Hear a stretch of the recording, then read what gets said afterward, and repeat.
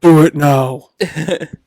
So, Go ahead. Nicole's throwing her stuff around. So, obviously, with it being summer, these tips don't seem like anything you're going to be thinking about. But I think a lot of weather service tips are can kind of like cross reference each other Agreed. in a way because even though you're preparing for, in this instance, all the cold and power outages and things, you're still going to preparing for power outages and extreme storms and weather situations kind of involve the same stuff.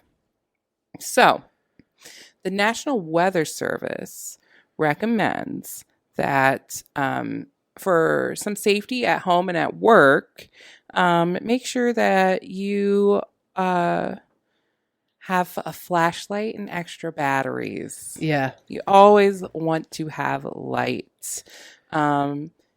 A battery powered National Weather Service radio or a portable radio so that way you can still receive emergency information. Extra food and water, such as like dried fruits, nuts, granola bars, and other food requiring no cooking or refrigeration.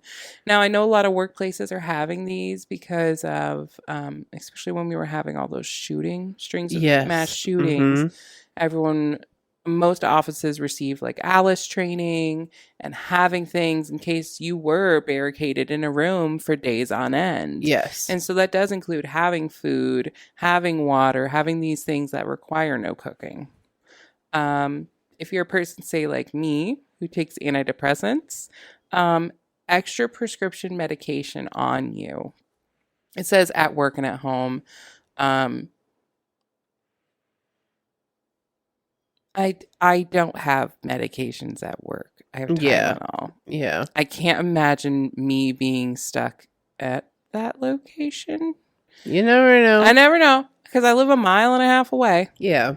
But whatever. This is for mothers, fathers. I think when they say that, it's more for like on-site needs, like asthma inhalers and. Well, yeah. I don't know if there's like pills or like my dad, insulin, who takes so many or medications. yes, Yeah, like things that just you would need right away. Baby items such as like diapers and formula. If you're, like a parent, just having extra like that on hand, preparing for winter storms, first aid supplies, heating fuel. So most of us don't have fireplaces in our homes or functional fireplaces in our homes anymore. But you can still have things like candles, kerosene heater. But in quotation, or excuse me, on the side, it says, please make sure properly vented. So, ventilated, not to start a fire. Yes. A fire extinguisher is another thing. And your smoke alarms test monthly to ensure they work properly. Okay. Extra pet food and warm shelter for pets.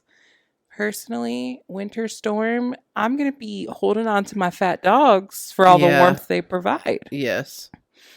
Now some people have generators. Mm-hmm. If you have one, I thought test it out. When we had that big storm that was rolling in that didn't really end up being like too crazy. The winter storm? Yeah. Yeah.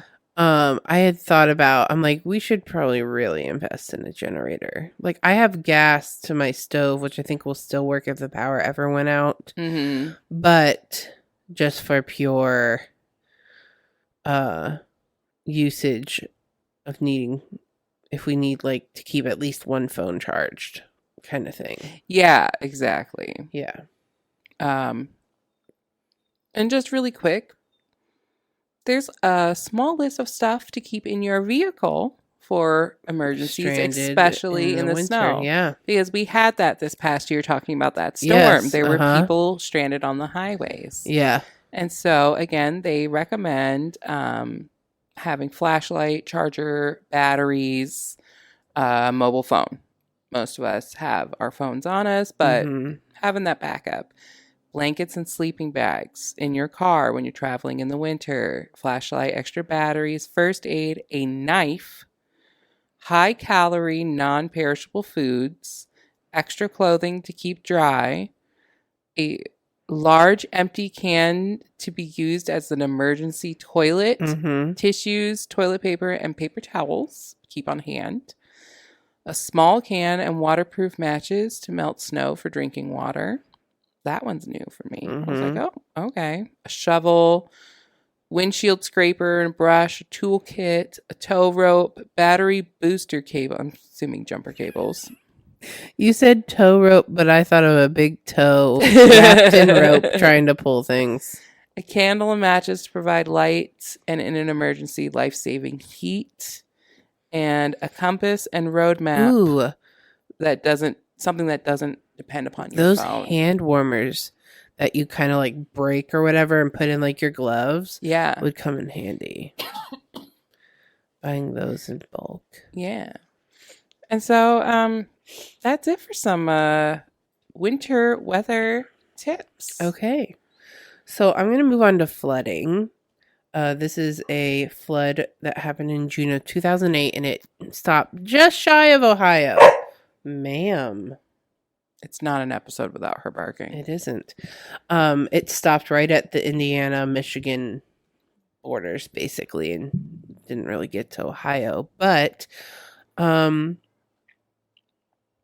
after months of heavy precipitation, a number of rivers overflowed their banks for several weeks at a time and broke through levees at numerous locations. Flooding continued into July. Mind you, this flooding lasted from June 7th until July 1st. Wow. A month of this flooding.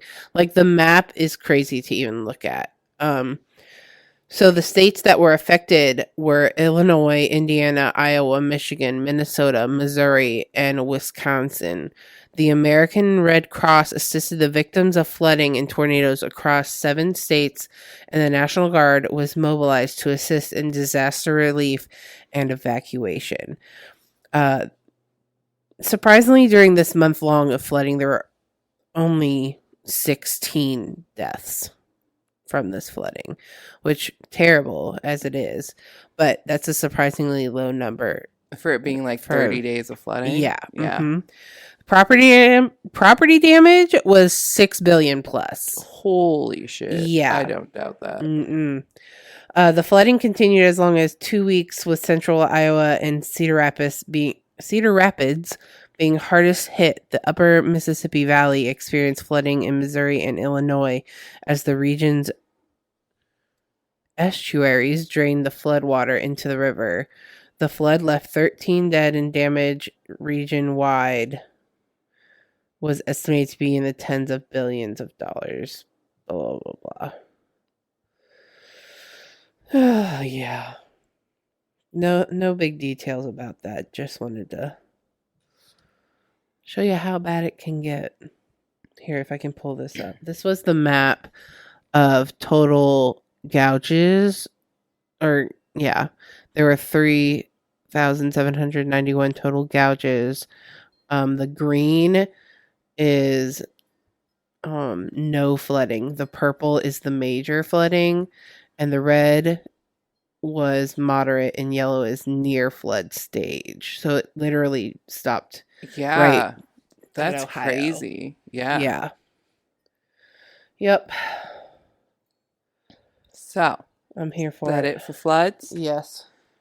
So, according to the CDC, what you should be doing during a flood watch or warning. You should be gathering some emergency supplies, non-perishable food, water, at least 1 gallon of water per day for each person and each pet. Store at least a 3 days supply. Listen to your local radio station or television.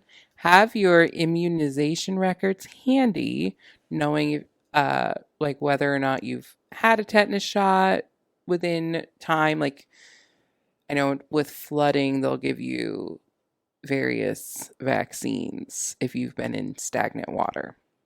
And then it says to store your immunization records in a waterproof container. It says bring in your outdoor items like lawn furniture, grills, trash cans, or tie them down securely. If evacuation appears necessary, turn off all utilities at the main power switch and close the main gas valve. It says leave areas subject to flooding such as low spots, canyons, washes, etc. Remember, avoid driving through flooded areas and standing water.